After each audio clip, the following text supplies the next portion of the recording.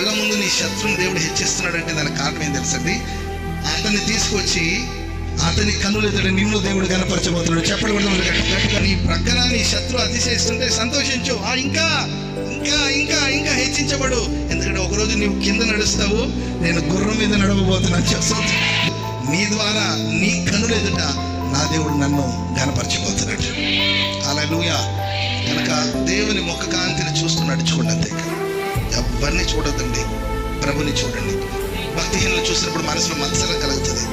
చెడిపోయిన మనుషులు డెవలప్ అవుతుంటే, వాళ్ళు డాబాలు కొంటుంటే, వాళ్ళ ఇల్లులు కడుతుంటే, వాళ్ళ బండ్ల మీద బండ్లు కొంటుంటే, వాళ్ళు కాస్ట్లీ కార్లు తిరుగుతుంటే మనకు అరే మనం ఇంత భక్తి చేస్తున్నాము, ఇంత ప్రార్థన చేస్తున్నాము, ఎప్పుడు ప్రార్థన మాకు లేవే అని మీరు బాధపడాల్సిన అవసరం లేదు. సంపాదించని ఒకరోజు వాళ్ళు నేల మీద నడుస్తారు, మిమ్మల్ని విజయోత్సవాలతో దేవుడు రేగిస్తాడు.